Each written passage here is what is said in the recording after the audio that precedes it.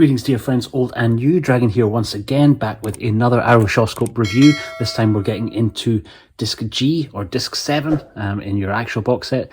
Wasn't too sure whether I should rattle through to the end of these. We're so close. We're just 2 main movie discs left in the soundtrack discs, and a lot of people have started getting the box set in their hands, although we're not quite at release date yet. It's the 16th, 15th, 16th of December today. Officially gets released on the 20th in the UK, the 28th in the US, but I know from social media and from a lot of my mates, many of you already have this in your hands.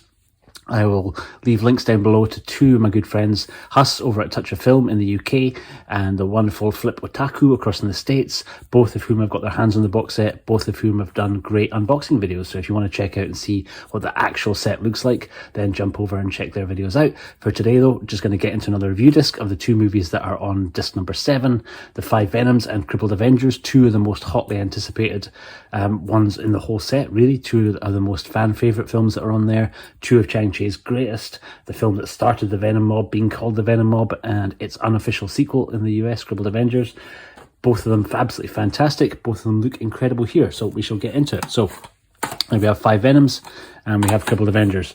Both transfers on the set look absolutely fantastic. This is the first time that 5 Venoms has ever been available on Blu-ray in the UK. It was available via Dragon Dynasty on Blu-ray in the States. We never got the Dragon Dynasty releases across here, really, apart from, I think, maybe 36 Chamber got a very short run release on Blu-ray across in the UK, but most of the time we had to import them. The transfer on the Blu-ray of the Dragon Dynasty version wasn't great. It was really just an upscale from the DVD version, so it's fantastic seeing both these movies look so incredibly good. So I'm assuming that pretty much everybody who's watching this will know both of these movies. If you don't, then they star a core group of actors who we would then go on to refer to as the Venom Mob. That incredible group of actors, most of them from Taiwan with one exception, Lo Meng, born in Hong Kong. Lo Meng plays the Toad in 5 Venoms, but we also have Chang Sheng, who plays the Student. We have Sun Chen, who plays number 3, the Scorpion. We have Philip Kwok, who plays number 4, the Lizard. We have Lu Feng, who plays number 1, the Centipede. And we have Wai Pai, who plays number 2, the Snake. Wai Pai, a bit of a contentious figure in the cycle of the Venom Mob movies. Not in that many of them, really. He's most notably in this, and he's in Invincible Shaolin, but he would decamp across to Golden Harvest not long after making these movies in the late 70s and start making movies really with Sammo Hung. You can see him in The Magnificent Butcher, you can see him in The Young Master with Jackie Chan, and Golden Harvest did try and launch him as a leading man in his own right for a little while, but he's kind of really not in that many of the Venom Mob cycles. So the principal 5 that we think of really is Chen Sheng, Philip Kwok, Lo Meng, Lu Feng, and Sun Chen, and certainly they are all present in both of these movies. Between the 2, I think Crippled Avengers may be the slightly more action-packed movie. There's certainly a lot more martial arts than Crippled Avengers. 5 Venoms has got an incredible story, a lot less actual kind of hand-to-hand action, but no less compelling, and it's certainly the one that started a great many people, myself included, on their journey into the wondrous treat of Shaw Brothers movies.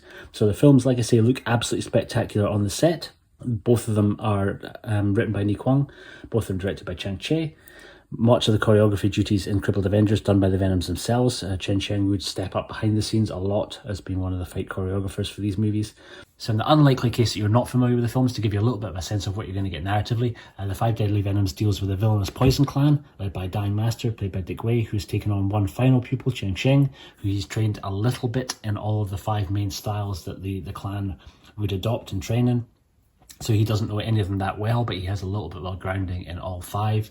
So in the incredible Scorpion, Lizard, Toad, Centipede, Snake techniques, he has a little bit of a grounding in some of them, but not really that much of a mastery. He is sent out into the world by his dying master to try and track down his 5 previous classmates to work out what they're doing in the world, whether they're up to good or whether they're up to bad. There's a wee bit of an underlying kind of MacGuffin storyline about lost treasure that is in the possession of the clan, but that doesn't really play that much into it. Just uses a device to bring in some of the other kind of co-stars, most notably in the case of Ku Feng. That's really essentially used as a device to kind of flush out some of the gang members, so that there can be some sort of central point that they're all kind of really trying to converge against, so that Cheng Sheng can work out who some of the players involved are, because the members had all been trained masked, so they don't really know each other or who is exactly conclusively a member of the clan. And really it's a bit of a case of a whodunit underlying kind of, or rather who is it maybe the underlying better way of putting it, as Chen Sheng tries to work his way through the various classmates and try and work out who is good and who is bad. He knows that he needs to align himself with one of his classmates at least in order to be able to have a chance of success. He's trying to work out who he should work alongside, really. and really a lot of the action takes place in the kind of last reel of the film.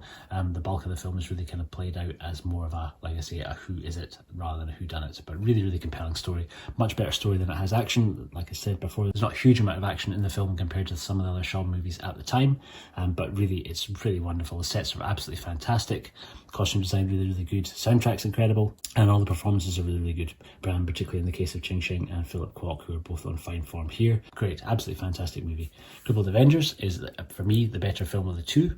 Has a slightly different narrative, more of a kind of almost superhero kind of narrative underneath it all, where we have a villain, in this case, played by the wonderful Chen Quan Tai, and his son, played by Lu Feng, who at the beginning of the film, Chen Quan Tai's wife and child are, in the case of his wife, she has her legs cut off. In the case of his kid, he has his arms cut off.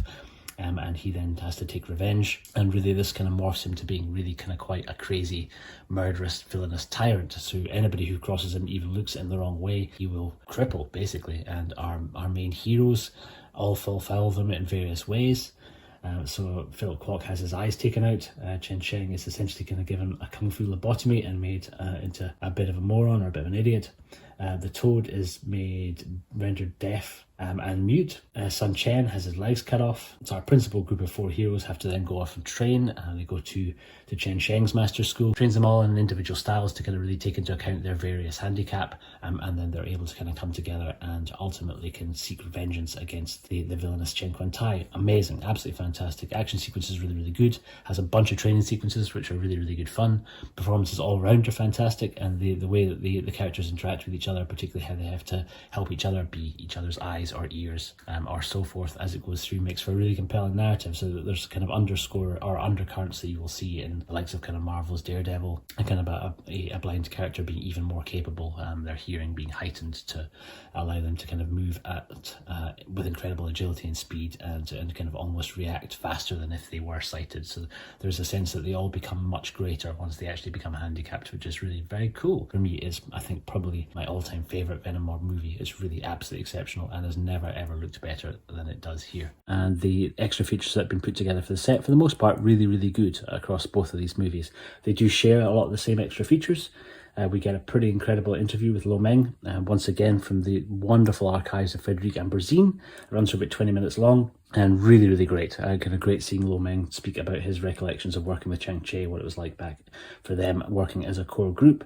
We also get an old Celestial special feature from 2003 entitled Chang-Chi the Master. Runs for about 17.5 minutes, and very, very cool to see. It's a little bit of a puff piece, but really kind of has some great footage, some great clips in it, and a whole bunch of different interviews with a lot of pretty notable people. So you'll see John Woo in there, you'll see much of the actors that he worked with, T. Lung, David Cheng are both in there. You see the director Troy Hawk, and pretty much all speaking about the effect that Chang-Chi's movies had on their own individual careers and on the sort of legacy of Hong Kong cinema as a whole. We also get 4 trailers for each, and we get 26 slides and 27 slides on Crippled Avengers, including kind of cover art, bunch of behind the scenes shots and lobby card shots, that sort of thing. 5 Venoms, fairly famously sampled by the Wu-Tang Clan. You can hear the little Toadstyles Immensely Strong sample at the beginning of The Mystery of Chess Boxing.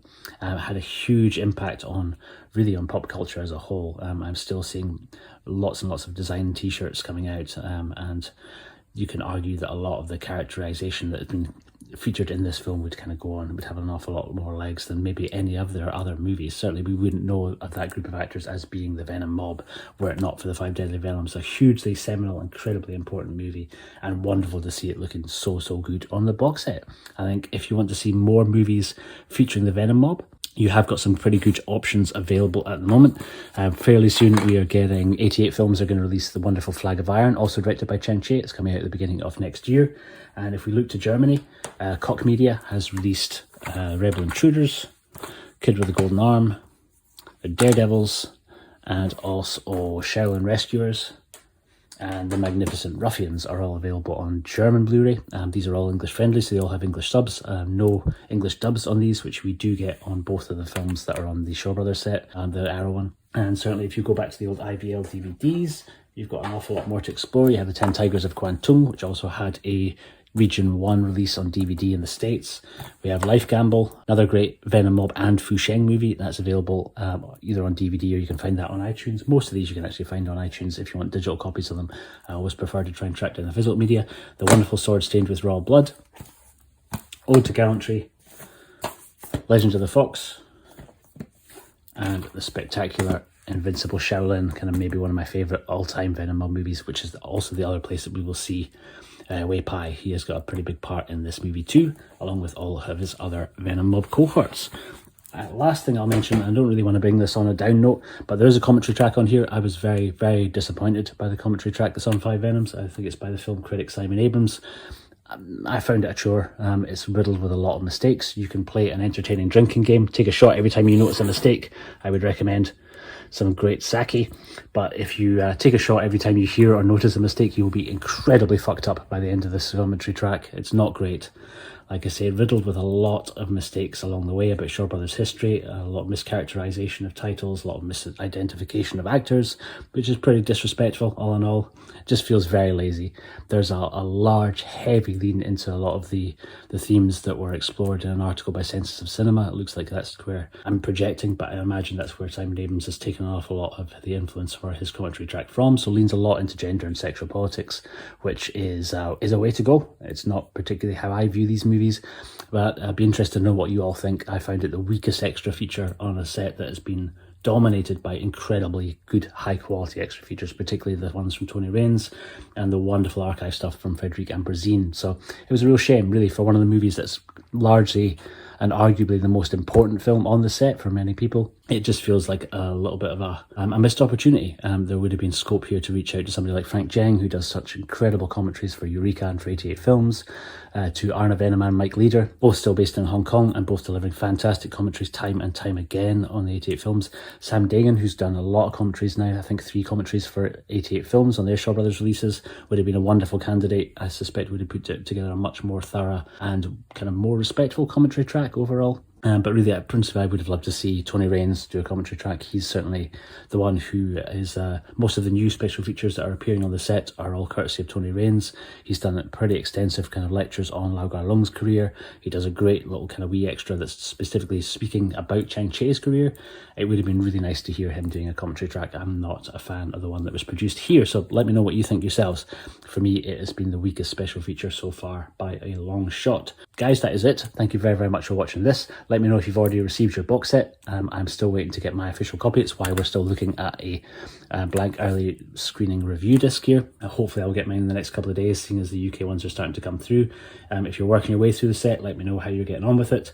I'm excited to hear how you're all enjoying the films that are on here. We have one more movie disc still to come, and it is my absolute favourite 2 films on the set. The spectacular Dirty Ho and Here's of the East, both directed by my all-time favourite Shaw's director, Lau Kar Lung. Very, very excited to get into that with you. I'll get to that pretty soon. I think it's worth finishing through these cycle of films, and I'll also do a separate video about the 2 soundtrack discs that also appear on the set. But guys, that is it for today. Thank you very, very much for watching. Thank you again to everybody who sent very kind birthday messages and get well soon messages. I'm almost well again. Getting there slowly. But yeah, thank you very much for watching. I'll see you on the next one. Take care.